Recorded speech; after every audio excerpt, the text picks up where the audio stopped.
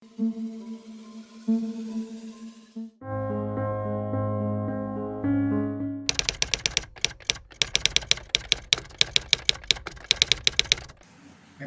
ini ranahnya kan kebijakan ya, dan itu kan kita jujur saja yang saya ketahui tidak ada informasi yang sifatnya tertulis, tapi itu hanya lisan dan diperkuat juga ke rekan-rekan media. Nah, ini saat ini akan menjadi bahan pertimbangan yang akan saya masukkan sebagai input pembahasan bagi pimpinan di Forkopimda di forum ratas. Apakah nanti setelah mendengarkan input dari kami di Satgas, pimpinan akan mengambil kebijakan seperti apa ya, kita nanti tunggu. Kalau masalah PPKM ya, jadi ranahnya itu ranah kebijakan, artinya itu ranah pimpinan.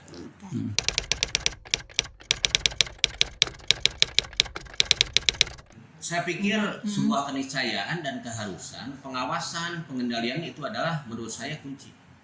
Ya. Sekarang ini kan bukan 3M lagi, tetapi 5M. Nah, yang 2 ini yang akan kita lebih dorong, yaitu apa? Apa itu, Pak? Menghindari kerumunan dan mengurangi mobilitas. Nah, artinya untuk aspek mobilitas ini kita harus tekan semaksimal mungkin. Tapi dengan catatan, ya walaupun tidak ideal, aktivitas masyarakat dalam istilahnya menjalani kehidupan tetap berjalan.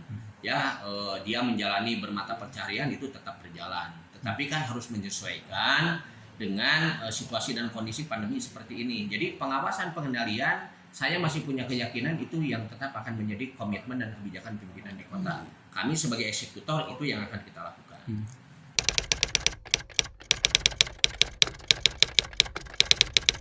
Kalau berbicara kepada data dan kasus itu terus meningkat, ada beberapa hal ya. Yang pertama yang saya ketahui itu adalah dampak dari surveillance proses yang kita lakukan, terutama testing dan tracing itu kan kita tetap lakukan.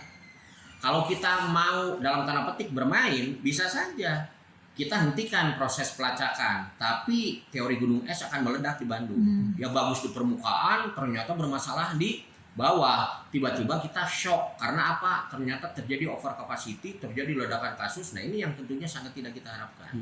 Itu yang pertama. Kedua, berbicara masalah disiplin mudah diucapkan, tidak mudah untuk dilakukan. Walaupun ini berdinamika dan banyak beragam alasan ya, karena ini berbicara manusia. Manusia itu adalah makhluk yang bergerak ya, makhluk sosial, makhluk yang banyak sekali berbagai aspek kebutuhan yang harus dipenuhi.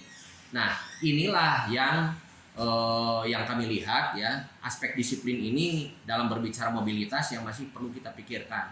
Kemarin alhamdulillah ada data yang menggembirakan, misalnya ada evaluasi bahwa warga di Bandung itu relatif terbaik dalam disiplin masyarakat bermasker. Ya, alhamdulillah. Tetapi itu kan belum menjadi ukuran dan jaminan bahwa itu akan menjadi selesai tentang masalah pandemi atau kasus Covid di Kota Bandung. Ya. Nah, itu masalah kedisiplinan.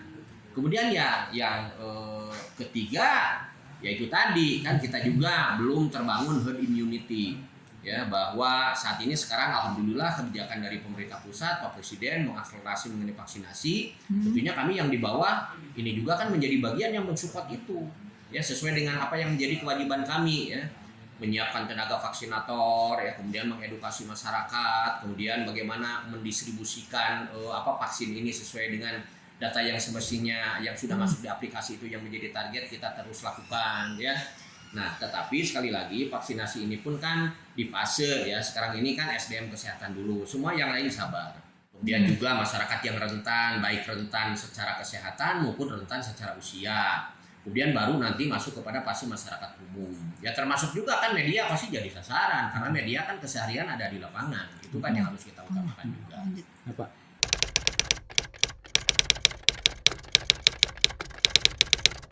Kalau berbicara vaksin, kita ini target itu sebetulnya ada 29.000, walaupun kemarin kita baru di 23.866, berarti masih ada kekurangan 4.000 sekian. Nah ini saya yakin sedang diupayakan oleh DKK untuk bisa terpenuhi, karena vaksin ini otoritasnya bukan di lokal, bukan di daerah, tetapi adalah di pusat. Ya, nah kemarin kita sudah mencapai angka sekitar 22.000 atau berapa lah ya, sekitar pokoknya sudah 85, sekian %. nanti detailnya di atas ada angka yang bisa termasuk itu ya, termasuk yang vaksin kedua iya itu ya. Jadi pada saat kita kick off tanggal 14 Januari termasuk juga yang proses kedua yaitu vaksinasi tanggal 28 Januari. Termasuk kemarin kan di Bandung juga ada kegiatan yang diinisiasi oleh pusat, kita support tentang gebiar vaksin kan. Nah, mudah-mudahan itu pun banyak juga targetnya adalah yang di Bandung.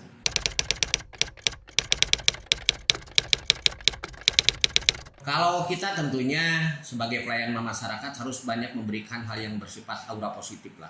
Tentunya kita harus optimis. Nah, kebayangkan kalau aparat ini menyampaikan sesuatu sifatnya pesimistik, apa yang terjadi di masyarakat? Nanti masyarakat bisa muncul ketidakpercayaan kepada pemerintah, itu bahaya besar, itu jangan sampai terjadi. Makanya kita sekuat mungkin, semaksimal mungkin, memang ini tidak mudah, apalagi ini kan kebencanaan semacam ini, saya sendiri mungkin baru mengalami ya. Tidak mudah bahwa kita mencari formula yang terbaik, strategi yang terbaik. Dengan kondisi seperti ini, ya mudah-mudahan masyarakat bisa melihat secara objektif bahwa kami bekerja, masalah belum maksimal kami sadari. Ya.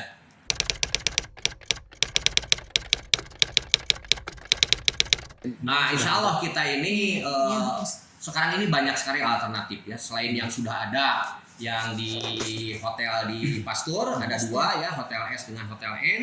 Kemudian sekarang ada peluang lagi yang apartemen di Buah Batu.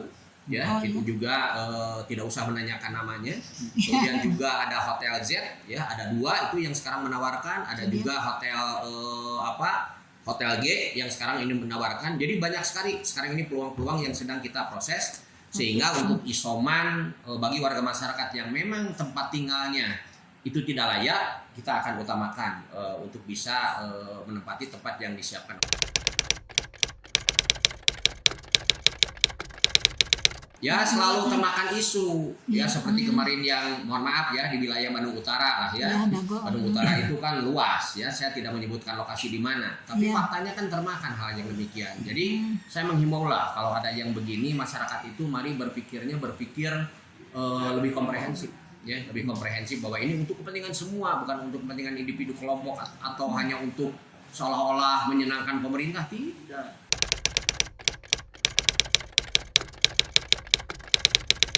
Ya, nggak ada yang tidak merasakan kondisi seperti itu. Lelah iya, tapi kan kita maintenance optimal mungkin ya. Lahir batin kita tetap jaga keseimbangan ya. Saya fisik tiap hari saya berupaya minum vitamin, saya berolahraga rutin ya. Kemudian saya membangun semangat, spirit gitu kan. Ya kalau saya kelihatan loyo, gimana rekan-rekan yang lain? Saya loyo, yang lain bisa loyo. Nah, makanya saya support ke pimpinan juga selalu spirit tinggi ya, versi sekemampuan kita ya. Tapi alhamdulillah Allah masih memberikan luar biasa. Saya hanya tinggal bersyukur saya masih diberikan kesehatan, nikmat yang luar biasa.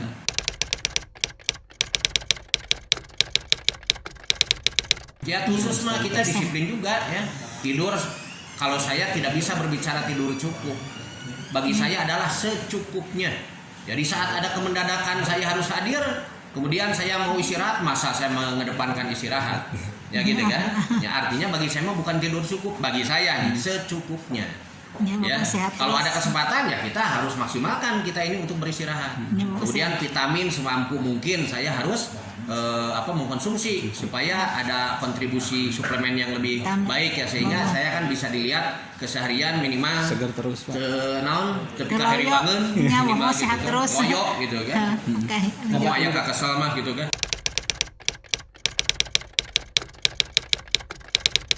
Enggak lah, mereka tahu kok bahwa saya dengan posisi seperti ini ya alhamdulillah yang ada adalah support, tapi kekhawatiran pasti ada.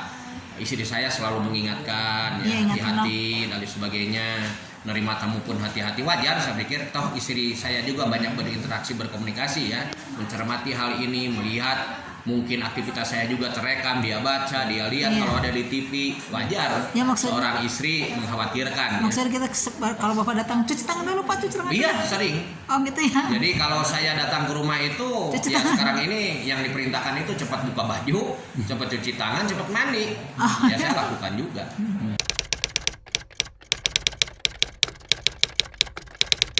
Ada lah, tapi tidak seperti dulu ya. Diantep ting mah piraku atuh. Kita juga harus ada keseimbangan ya. Oh, kemana aja Pak refreshingnya Bapak? Ya paling ya cari makan lah. Oh, cari makan aja. Piknik itu kemana? Wah, nggak piknik kemana. bisa ke taman. Tapi minimal menyeimbangkan antara keseharian dengan Iyalah, komunikasi dengan keluarga kan juga itu adalah kunci ya. Bagaimana kita saling menguatkan secara batin ya, menguatkan secara fisik gitu kan. Terbangunlah saling mendoakan, saling mendorong.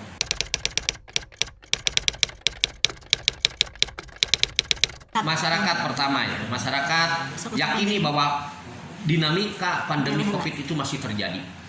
Itu ya. Sehingga masyarakat jangan abe. Masyarakat harus punya komitmen bersama-sama. Melawan Covid tidak bisa hanya mengenalkan Satgas Covid. Tapi ini harus terbangun komitmen semua, semangat bersama, tanggung jawab bersama.